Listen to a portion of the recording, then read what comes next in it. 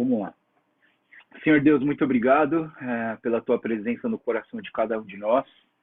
Muito obrigado, ó Deus, porque o teu Espírito Santo é real e é transformador e é professor nas nossas vidas, Pai. Nós estamos diante da tua palavra mais uma vez, no livro de Atos, e pedimos, Deus, que o Senhor mostre, Pai, a tua ação na vida dos apóstolos e que essa ação na vida dos apóstolos seja algo que nós possamos buscar em nossas vidas também como discípulos do Senhor Jesus.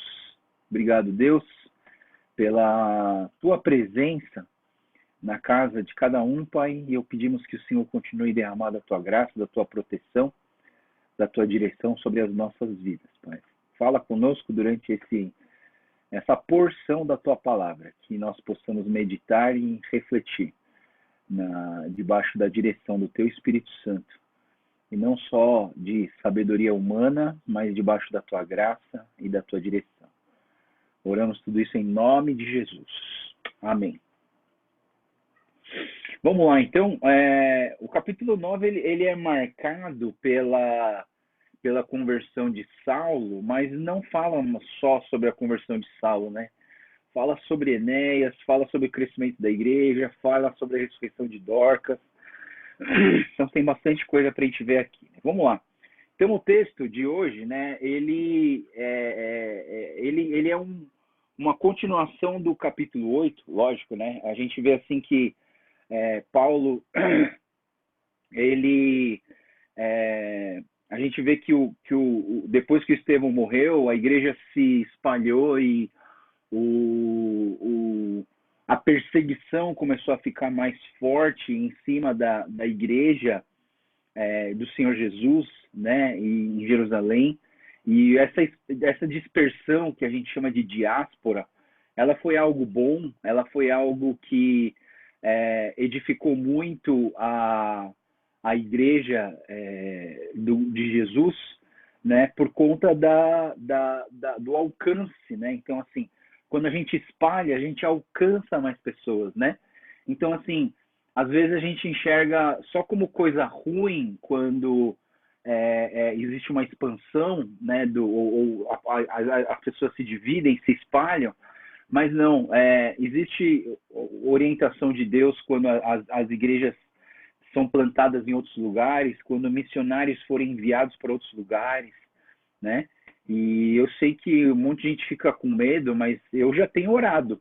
Eu tenho orado para ver onde que Deus quer me mandar depois da vila, entendeu? Eu tenho, assim, a convicção de que Deus, ele quer me usar para abençoar a igreja. A vila já está sendo uma igreja, assim, muito abençoada e eu vejo que o Espírito Santo está agindo em nós.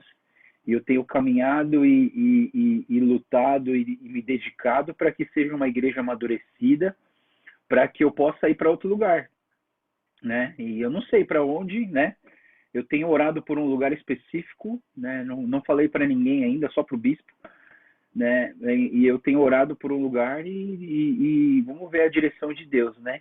Para isso, né? E falando em lugares, igrejas diferentes, amanhã à noite, vocês lembram que eu dei um estudo bíblico para o grupo de estudo bíblico de Sorocaba?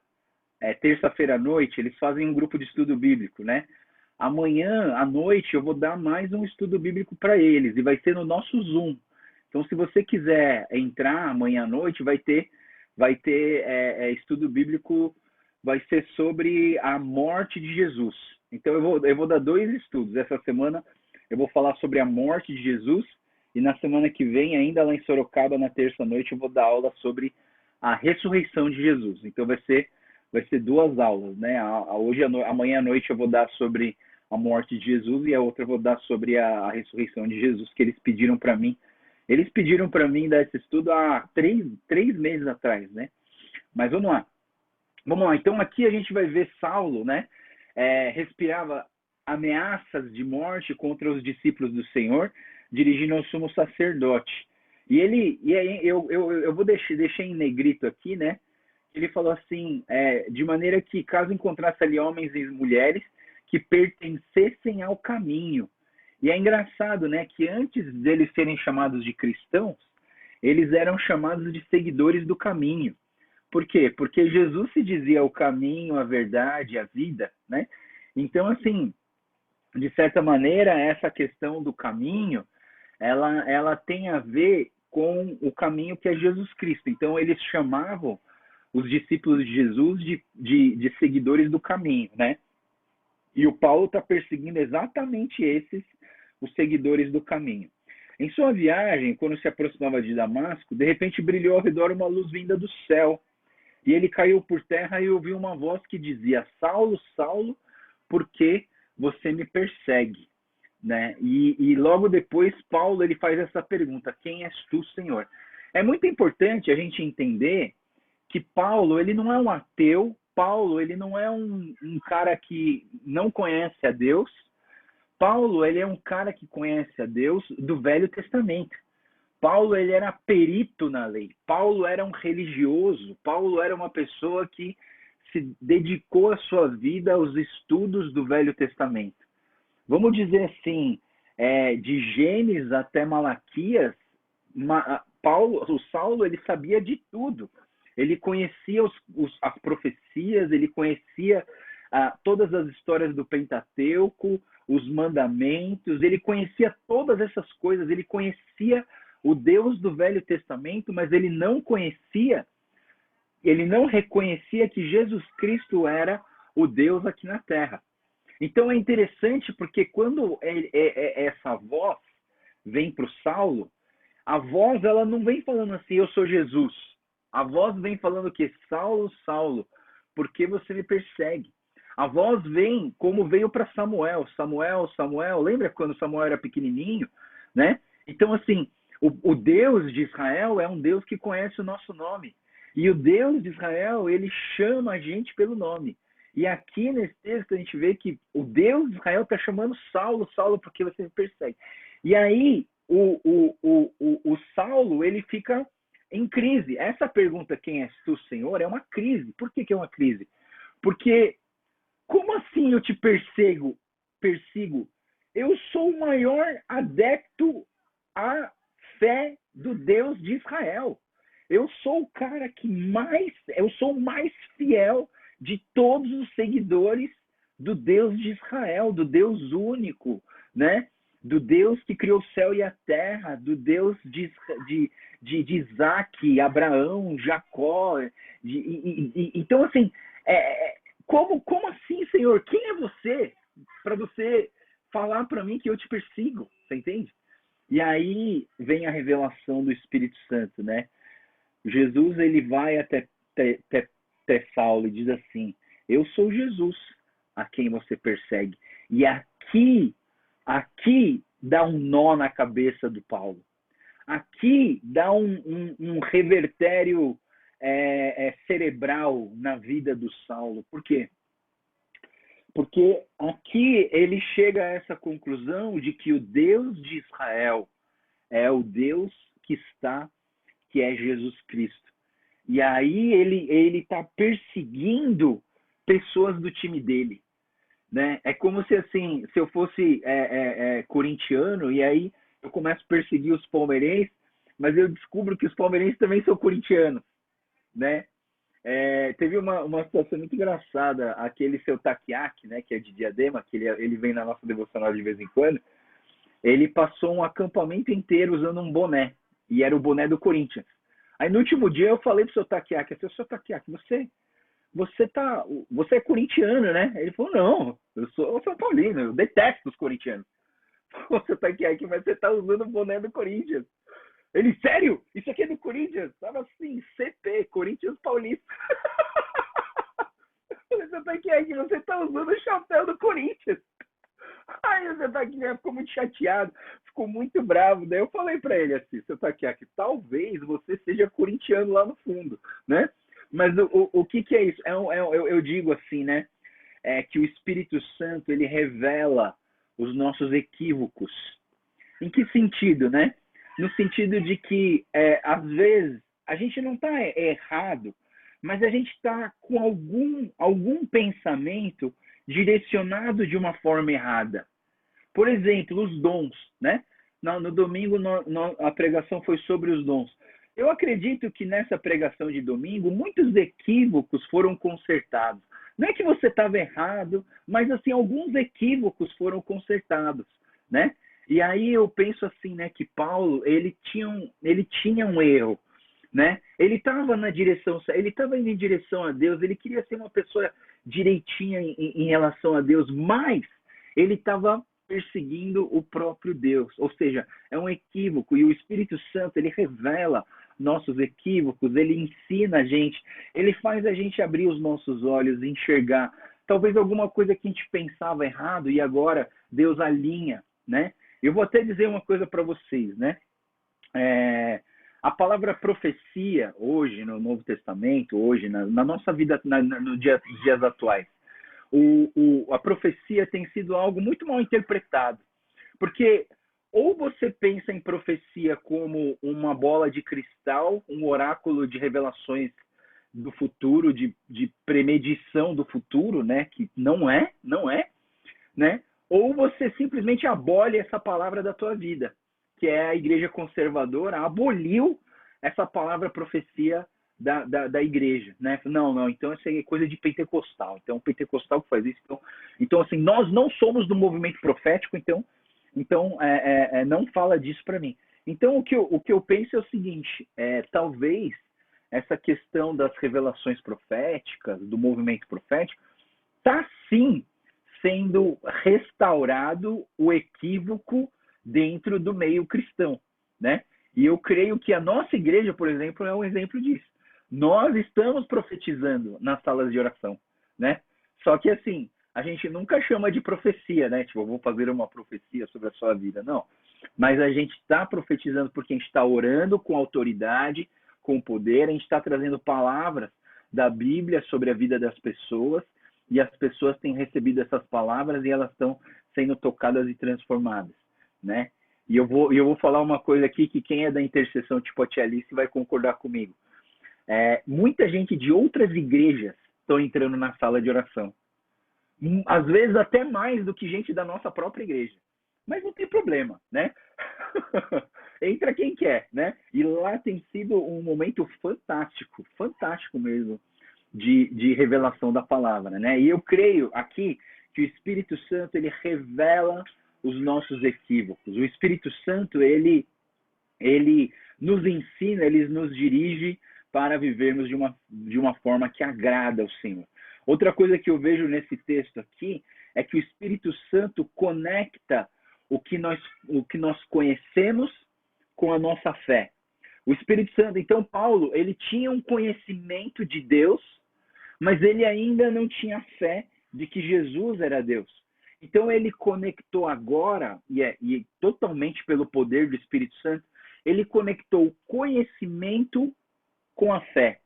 E aí Paulo agora, ele é uma pessoa que não só conhece a Deus, como tem fé no Messias e no Senhor Jesus, que veio ao mundo para cumprir com a sua missão de morrer numa cruz por nós, né? Então muitas vezes nós temos conhecimento, mas nós não temos fé.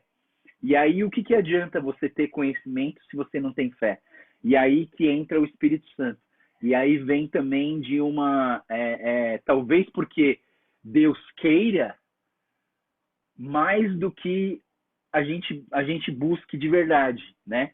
E aí a conversão de Paulo, na verdade, é uma das reflexões sobre aquelas questões e aquelas confusões teológicas que existem entre a predestinação ou não. Paulo aqui, ele não estava buscando Jesus, ele não estava orando pelo Espírito Santo, mas o próprio Jesus veio para ele e falou assim, você é o cara, você é o escolhido e eu quero você. Né? Não foi vontade humana, foi vontade de Deus e o próprio Deus que agiu na vida de Paulo para ele se converter. Né? Então fica um negócio assim, mas então quer dizer que foi totalmente vontade de Deus. Então Paulo era um predestinado, né? Paulo não foi por sua livre e espontânea vontade se entregar ao Senhor Jesus. É claro que a gente vê vários outros casos na Bíblia onde as pessoas estavam buscando, as pessoas decidiram, as pessoas que fizeram tudo para chegar nessa conclusão e buscar o Jesus Cristo, que é o nosso Deus.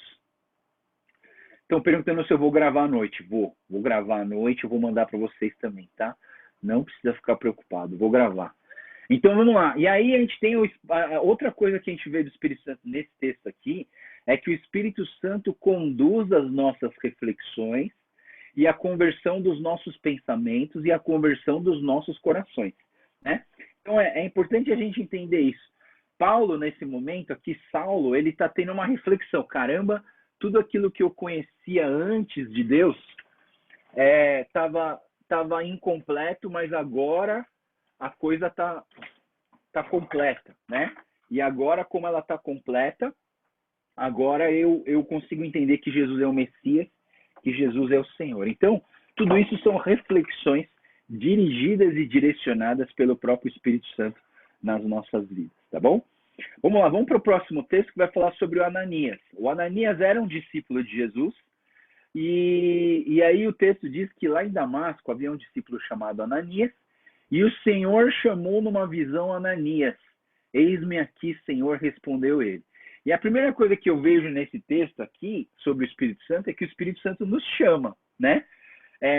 Seja através do pastor chamando você para servir, seja através de um evento que vai ter e que você sentiu no coração de ajudar, mas assim, de alguma maneira, o Espírito Santo chama as pessoas. Pode ser através de uma visão, pode ser através de uma leitura bíblica, pode ser através de um vídeo no Instagram, pode ser através de um post que aparece no seu celular, pode ser através de um missionário que vem falar com você, mas o que eu entendo é o Espírito Santo, ele chama as pessoas para a obra, né? E aí, então, o Ananias, ele ouve de Deus assim, vá na casa de Judas, na rua chamada à direita, pergunte por um homem de Tarso chamado Paulo, e ele está orando numa visão, num homem chamado Ananias chegar e pôr-lhe as mãos para que voltasse a ver. E aí é interessante, né, que o Ananias, ele diz assim, mas Senhor, eu tenho ouvido muita coisa a respeito desse homem, de todo o mal que ele tem feito aos seus santos em Jerusalém. Ele chegou aqui com autorização dos chefes e dos sacerdotes para prender todos os que invocam o seu nome, né? Então, assim, de uma certa maneira, o Espírito Santo, às vezes, ele nos encoraja a ir contra até a nossa própria vontade, né? Então, assim, se você sabe que existe uma pessoa que persegue os crentes, você vai lá mostrar o teu amor, orar por ele, levar um prato de comida? Não. Você não quer ficar perto dessa pessoa, né? E o Ananias aqui, com o seu lado humano, ele vem fazer esse questionamento para Deus. Mas Deus, será que você não está meio equivocado, né? O cara é perseguidor da igreja, né? E aí é interessante isso. Por quê? Porque o Ananias não era um crente tapado, você entende? Ele não era um crente que simplesmente aceita tudo que aparece na frente, entendeu? Ele estava questionando. Ele não estava questionando porque ele não queria fazer, ele estava questionando porque ele estava com medo, mas os questionamentos, eles não são pecados.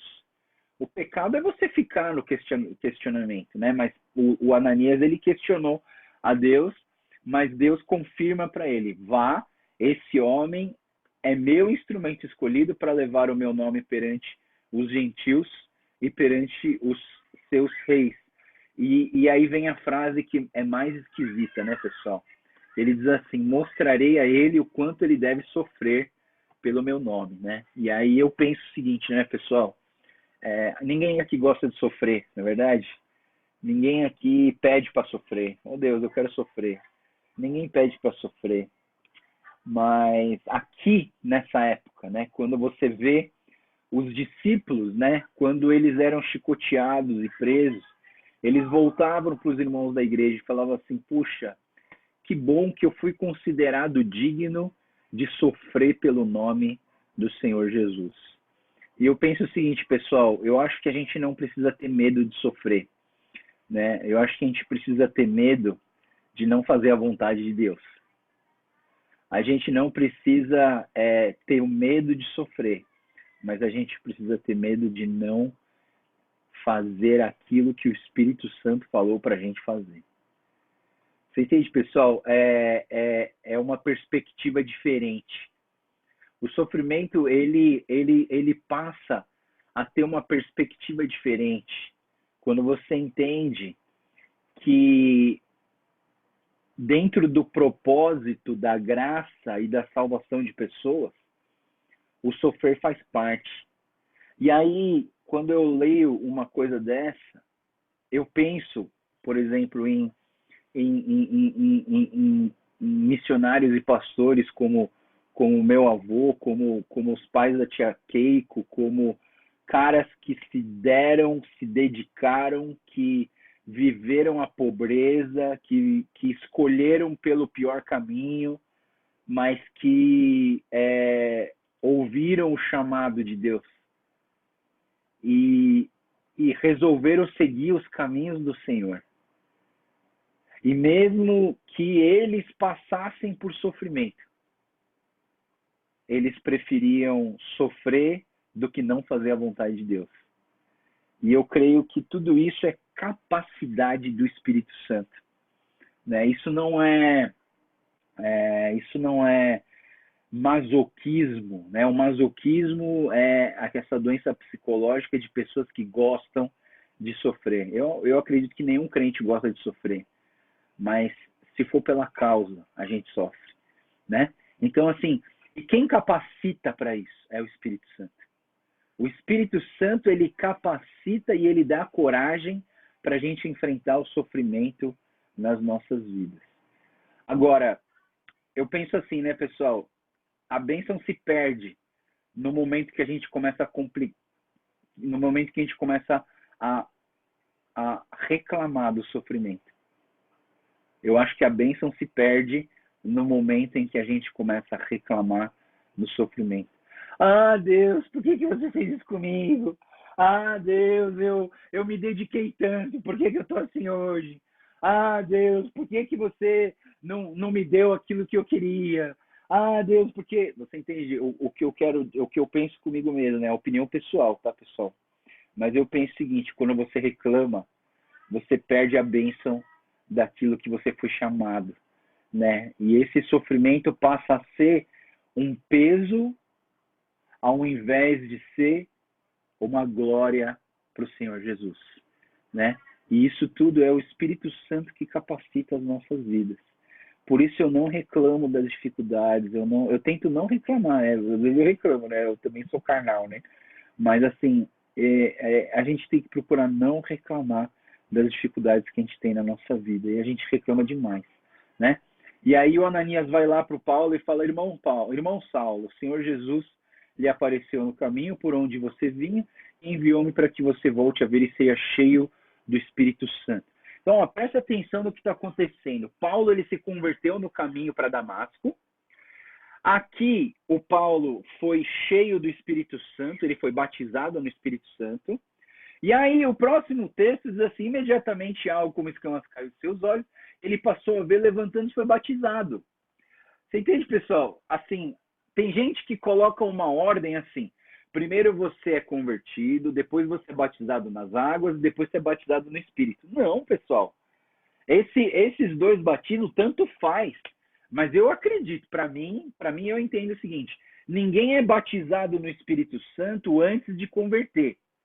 Né? Se você entende o batismo do Espírito Santo que nem eu, né? Porque eu falo assim, o batismo do Espírito Santo é a primeira experiência sobrenatural com o Espírito Santo que você tem na sua vida depois da conversão, né? Então eu penso assim, né? Primeiro você se converte, a conversão ela é racional, ela é emocional e ela é no coração, né? Então assim, a conversão é uma decisão pessoal, verdadeira e racional. Depois disso, se vai vir o primeiro batismo nas águas e depois o batismo no Espírito, tanto faz. Por quê? Os discípulos de Jesus, eles foram batizados nas águas primeiro e depois eles receberam o batismo com o Espírito Santo. O Paulo, não. Ele se converteu, ele foi batizado no Espírito Santo e depois ele foi batizado nas águas. Tanto faz. E esses batismos que eu falo, né, a experiência com o Espírito Santo e o batismo nas águas, tanto faz. Mas primeiro tem que ser convertido. Então, uma pessoa que não é convertida e fala que foi batizado no Espírito Santo, eu fico meio assim, né? Nossa, tem uma coisa meio esquisita, né? Pedro vai na casa do Cornélio, né? Vai na casa de um povo que nem era judeu. E enquanto ele pregava a palavra, as pessoas se converteram e aí eles foram batizados com o Espírito Santo, né? Então, assim, houve a conversão e depois o batismo com o Espírito Santo, né? Então, eu acredito nessa lógica, né? Nessa lógica. Conversão, aí vem o batismo. Pode ser do Espírito, pode ser das águas, beleza. Os calvinistas, uma linha mais conservadora do Evangelho, considera que o seu batismo com o Espírito Santo é na mesma hora da sua conversão. Pode acontecer? Pode. Como assim? O dia que você entrega a sua vida para Jesus, aí, nesse momento, você também pode ser batizado com o Espírito Santo. Por quê? Porque a linha mais conservadora enxerga o batismo com o Espírito Santo no momento em que você entrega a sua vida para Jesus, o Espírito Santo passa a morar dentro de você. E esse, para muitos, é o batismo com o Espírito Santo. Você entende? Assim, na minha cabeça é algo mais. Eu acho que eu não sou que nem os pentecostais que consideram a segunda salvação, a segunda bênção espiritual, o batismo com o Espírito Santo. Se você se converteu, não teve uma experiência sobrenatural, poderosíssima com o Espírito Santo, mas você se converteu, crê no Senhor Jesus, pediu perdão dos seus pecados, você tem a salvação como garantia. Agora, eu não considero o batismo com o Espírito Santo uma segunda experiência necessária para a sua salvação. Eu acho que salvação é crer no Senhor Jesus e ser salvo, né? Essa é a experiência mais importante, mas você pode ter as outras, né? Então, eu só queria deixar isso claro. Vamos continuar aqui, né? Saulo, ele prega em Damasco, né? E depois que ele se converte, ele continua a sua viagem, ele vai para Damasco, e lá em Damasco, né, ele começa a entrar nas sinagogas e pregar que Jesus Cristo é o Filho de Deus, e aí as pessoas começam a ficar perplexas. Daí as pessoas começam a falar, mas não é ele aquele cara que procurava destruir Jerusalém e aqueles que invocavam o nome? Não veio para cá justamente para levar presos os chefes dos sacerdotes, né? Então, assim, a gente vê o quê, né? Que em Jesus nós temos uma vida antes de Jesus, nós temos uma vida depois de Jesus. Quem nos conheceu antes de Jesus fica perplexo com o que você está vivendo hoje, né? Quem aqui nunca ficou perplexo com uma pessoa que se converteu? Que você fala assim, meu Deus, como que esse cara pode estar em Jesus hoje, né? Mas também o contrário é verdadeiro. Você olha assim, tem uns crentes que você fala, nossa, esse aqui era crente e agora tá desse jeito, né? Também tem o contrário. E dá medo, né? Mas é verdade. Mas eu penso, né, que o ditado popular diz que o nosso passado nos condena. Mas eu creio assim, pessoal, e o nosso passado não, ele revela que nós podemos ser transformados pelo poder do Espírito Santo. E aqui, o que esses homens estão perplexos, na verdade, é o quê? É a transformação que o Espírito Santo está fazendo na vida de Saulo, né? Todavia, Saulo se fortalecia cada vez mais e confundia os judeus que viviam em Damasco, demonstrando que Jesus é o Cristo. Então, o que eu acho importante é entender que o Espírito Santo capacita e fortalece no testemunhar da graça e da salvação em Cristo Jesus. Então, é muito importante você entender isso, por quê? Porque isso acontece na sua vida. O Espírito Santo, ele te fortalece, o Espírito Santo, ele dá convicção no seu coração para que você possa mostrar que o passado não te condena, mas que o passado revela a transformação do Espírito Santo nas nossas vidas. E aí os judeus resolveram matar Paulo, né? Vamos matar esse cara, vamos acabar com ele, porque senão ele vai causar muitos problemas. Mas os discípulos o levaram à noite e fizeram descer num cesto através de uma abertura da muralha, né? E aí que eu penso, né? Isso aqui também foi ação do Espírito Santo, porque o Espírito Santo, ele nos livra das armadilhas do diabo. né? Eu já vi muita gente falando assim, que o anjo me guardou, que o anjo... Não, que anjo nada. É o Espírito Santo que nos livra de todo mal. E quanto mais você está cheio do Espírito Santo, mais você tem esse contato com o Espírito Santo te revelando as armadilhas. E aí, dentro dessa armadilha, Paulo foi livrado, ele recebeu o livramento, por quê? Porque ele, no Espírito Santo, através desses discípulos, ele fugiu desse lugar. Aí a gente tem a história de Saulo em Tarso, né? Quando chegou a Jerusalém, tentou reunir-se com os discípulos e todos estavam com medo dele, não acreditando que fosse realmente discípulo. Até que Barnabé o levou aos apóstolos e lhes contou como que no caminho Paulo vira o Senhor e que lhe falara, e como em Damasco ele havia pregado corajosamente em nome de Jesus, né? Então, o que eu quero dizer? Qual é a ação do Espírito Santo aqui, pessoal? O Espírito Santo, ele confirma a verdade com outros que têm o Espírito Santo. O Espírito Santo confirma a verdade com outros que têm o Espírito Santo. Não é interessante, pessoal, quando você vai... você ouve uma pregação, uma mensagem, alguém fala alguma coisa, você fala assim, o Espírito Santo tinha falado comigo essa semana sobre esse texto.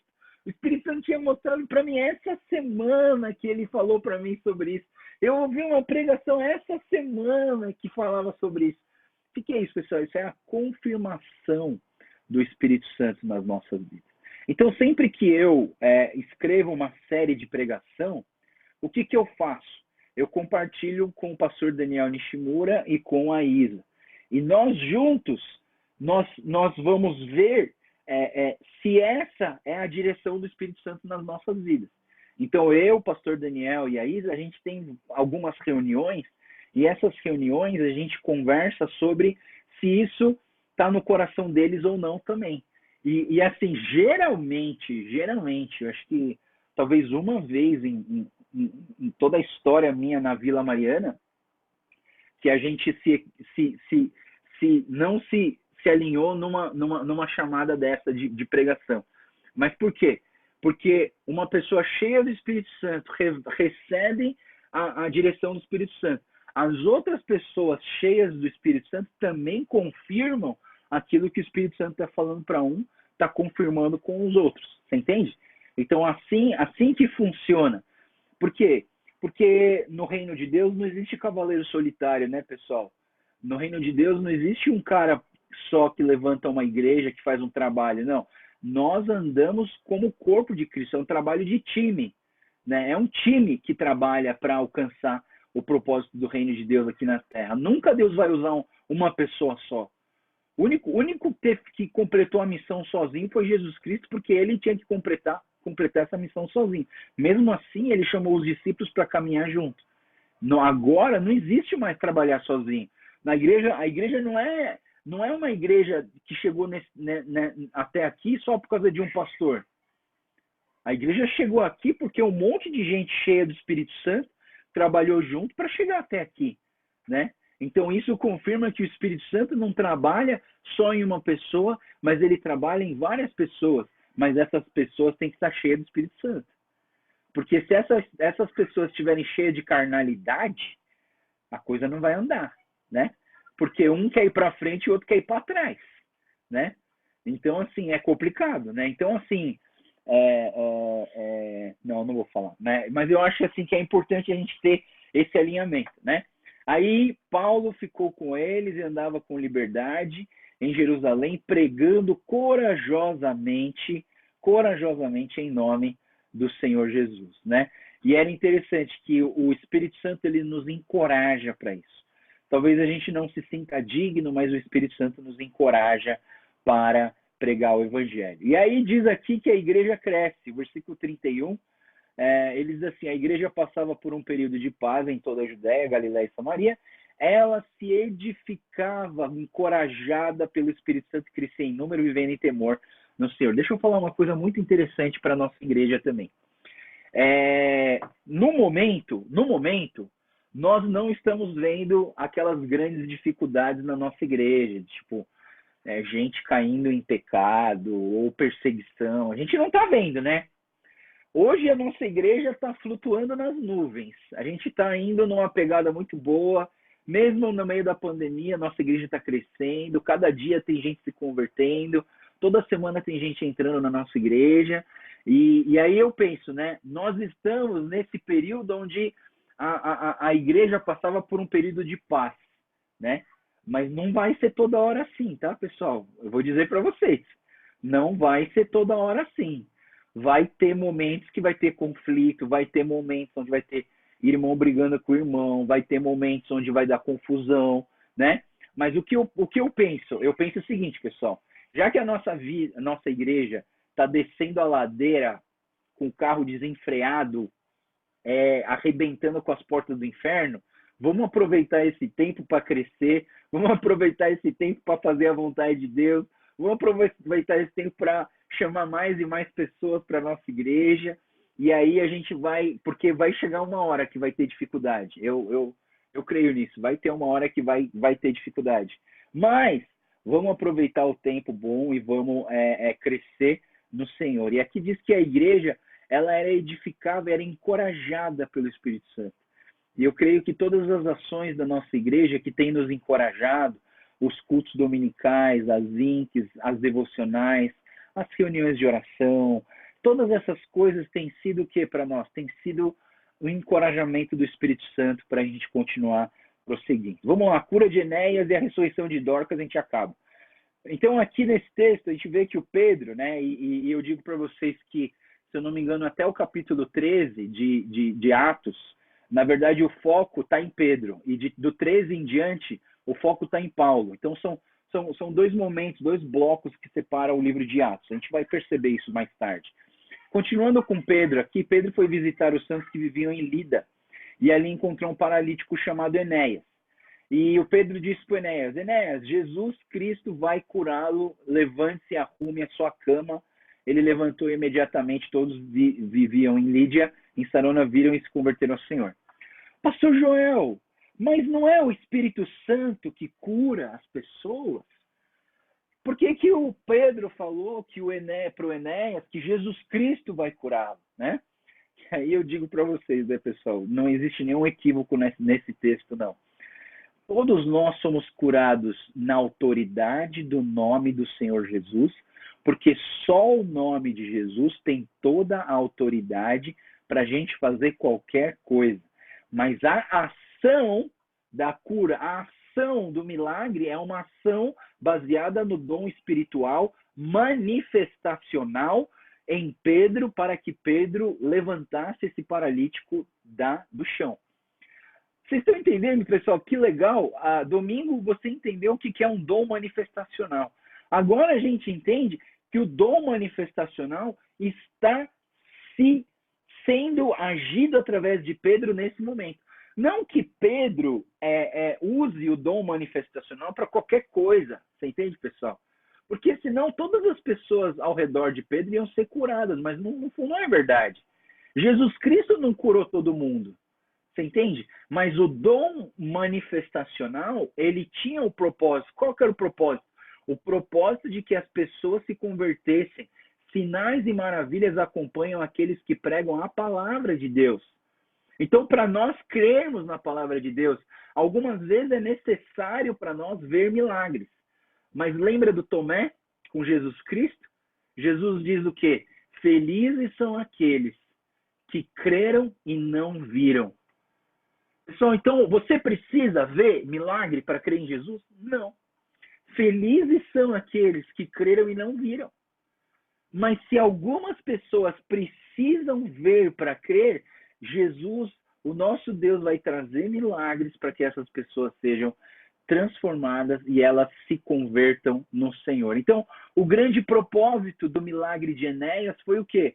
Que pessoas em Lida e Sarona se converteram para o caminho do Senhor Jesus. Mas aí vem a história da Dorcas. E a história da Dorcas é fantástico, pessoal. Sabe por quê? Porque até agora a gente olha para os milagres e a gente pensa que milagre só acontece em quem não é crente, para que o não crente se converta para o Senhor Jesus. Mas olha só, A Dorcas, ela era uma discípula chamada Tabita, que em grego se chamava Dorcas, e se dedicava às boas obras e dar esmolas. Essa mulher era crente, essa mulher era discípulo do Senhor Jesus, essa mulher era uma crente fiel, que usava do artesanato e dos seus dotes práticos de fazer coisas para abençoar as pessoas. E essa mulher ficou doente e morreu. Essa mulher ficou doente e morreu. E chamaram Pedro, né? Viram que Pedro estava em Lida e chamaram Pedro e mandaram 2 homens chamar o Pedro. E aí diz assim que o Pedro foi com eles e quando chegou foi levado para o quarto superior. Todas as viúvas rodeavam chorando e mostrando-lhe os vestidos e outras roupas que a Dorcas tinha feito quando ainda estava com elas. Pedro mandou que todos saíssem do quarto. Depois, o que ele fez? Ajoelhou-se e orou. Por quê, pessoal? Porque o poder não é de Pedro. Quando a gente ora, a gente reconhece que o poder vem do Senhor, não vem de nós. O poder vem do nome, da autoridade do nome de Jesus, não vem do nosso nome. O nosso nome não tem poder para nada. Nosso nome não tem poder para nada. O nosso nome precisa ter autentificação do cartório, senão não vale nada. O nosso nome não vale nada, é por isso que Pedro ajoelha para orar. E voltando-se para a mulher morta, disse: Tabita, levante-se. Ela abriu os olhos e vendo Pedro. Então... E aí o que eu queria trazer para vocês aqui, né?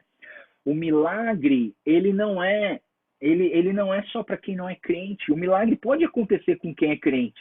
Nós vimos os testemunhos de pessoas que foram curadas do câncer, pessoas que precisaram de um transplante de coração, e conseguiram um transplante de coração, né? Tudo isso é obra do Espírito Santo na vida do crente. O milagre não acontece, cura não acontece só para quem não é crente, acontece para os crentes também. Mas o que eu já falei para vocês, eu acho muito importante vocês lembrarem, que todo milagre só é de Deus se aponta para Deus. Presta atenção no que eu falei. Todo milagre só é de Deus se aponta para Deus. Então, assim, os milagres que o João de Deus fazia ali, quando o charlatão fazia aquelas curas dele lá, aquilo ali não era de Deus, porque não apontava para Deus. Assim, que aconteceu um milagre lá, que uma criança não morreu na enchente e ela... Nossa, um milagre. É um milagre? Pode até ser. Mas para mim, para valer como milagre de Deus, todo milagre tem que apontar para Deus.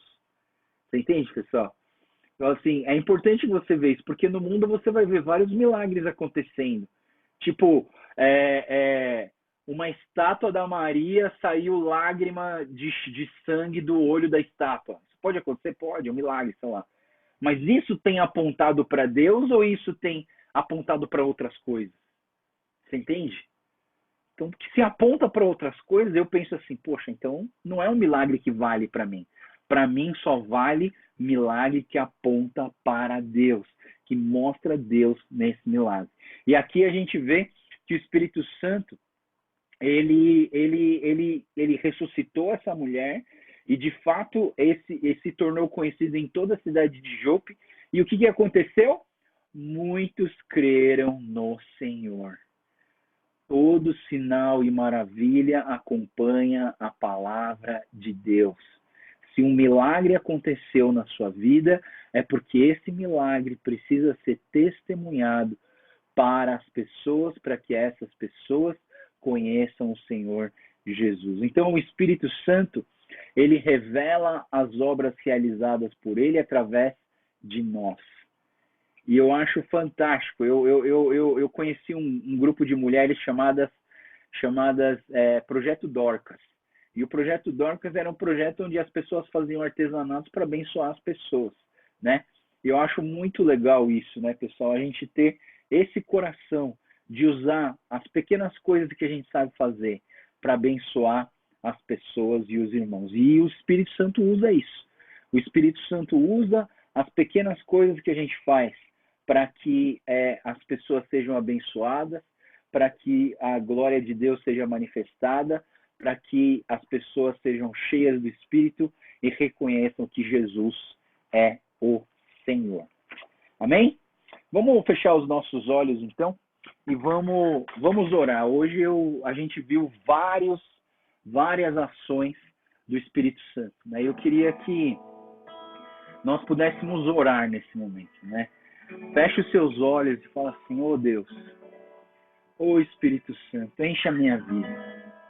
Revela a tua palavra para mim. Conecta aquilo que eu conheço com aquilo que eu vivo. Ô Jesus, vem com teu Espírito Santo, Pai. Capacita a minha vida. Me encoraja para testemunhar da tua graça, do teu amor. Ô Espírito Santo, fortalece a minha vida para suportar o sofrimento e as dificuldades.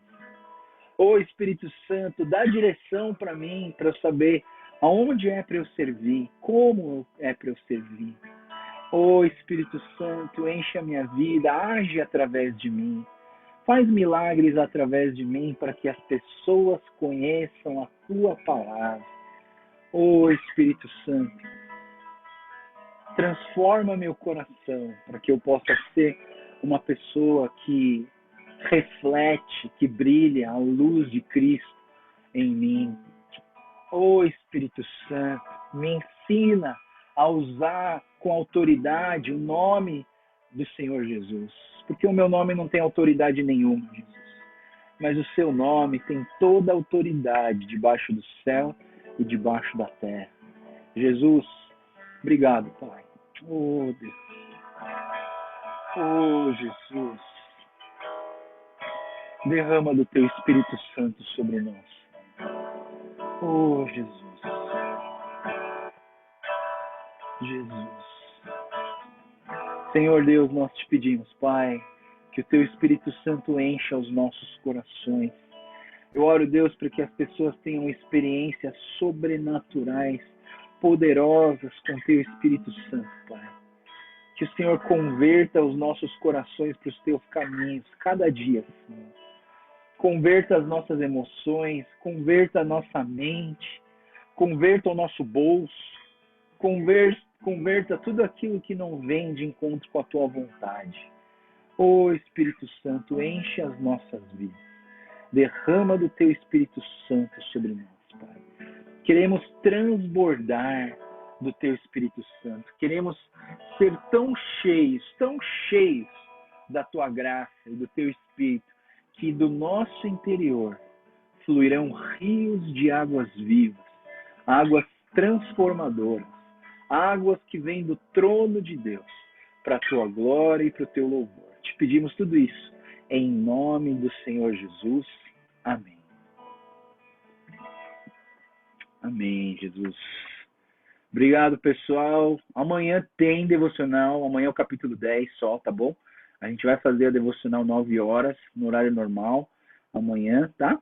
E à noite, à noite vai ter o estudo bíblico com o pessoal de Sorocaba. Então, se vocês quiserem entrar, pode entrar. Eu vou colocar lá na devocional, se alguém quiser entrar, vai poder entrar também, tá bom? Vai ser bem legal a gente ter esse tempo de reflexão sobre a morte de Jesus com nossos irmãos de Sorocaba, tá bom? Alguém quer falar alguma coisa, tem alguma dúvida, quer perguntar alguma coisa? Não? Fala, Camilinha. Ixi, não tá saindo som nenhum. Camilinha, não tá saindo som nenhum.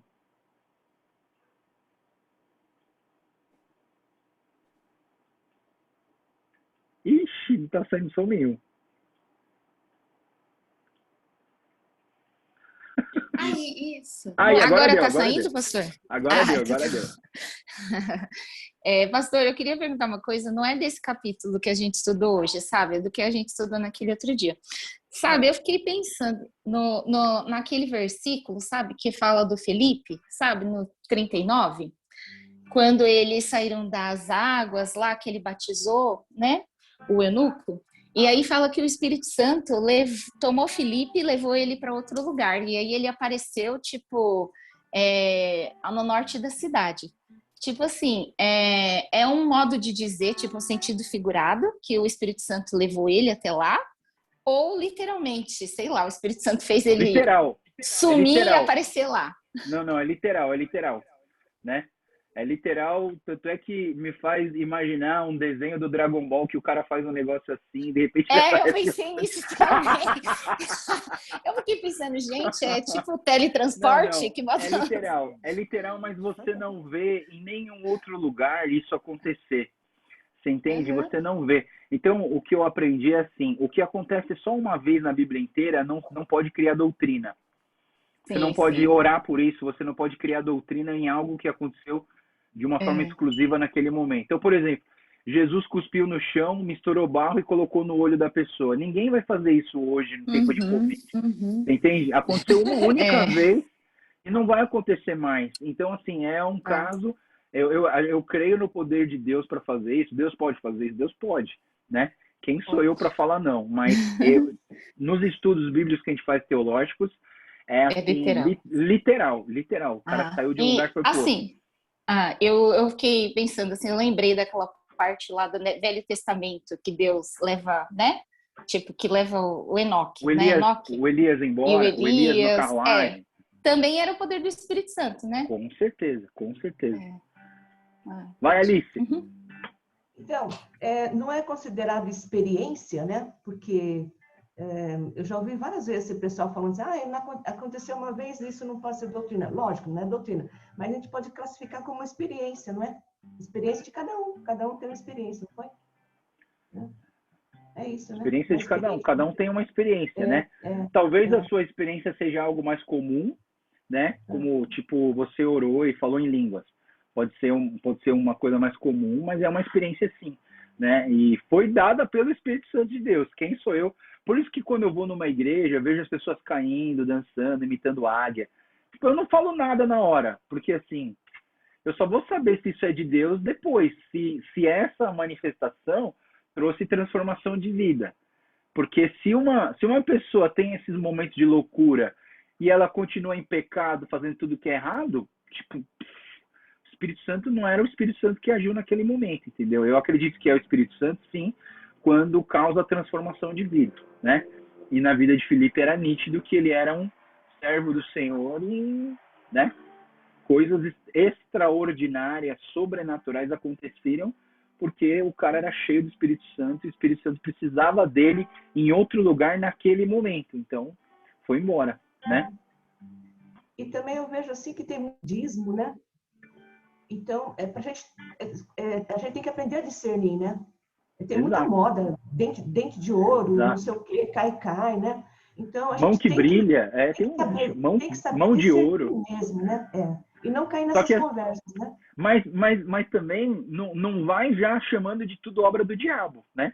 Porque Não é que assim, seja de obra. Não, então não sei, eu não sei. penso, então eu penso Não assim, sei. é que muitas vezes a tendência é a gente já chamar a obra do diabo. Então assim, aguarda, né? Não, Você assim, vê um eu vejo negócio desse, aguarda e espera para ver se vai dar fruto, né? eu vejo assim que tem muitas doutrinas também, né? Tem várias, dentro do protestante tem muitas linhas de pensamento, né? Então, Muitas. eu vejo essa manifestação também como linha de pensamento que a gente tem que ter equilíbrio, né? Exato. Mas, pastor, esse negócio que você falou dos dons manifestacionais, né?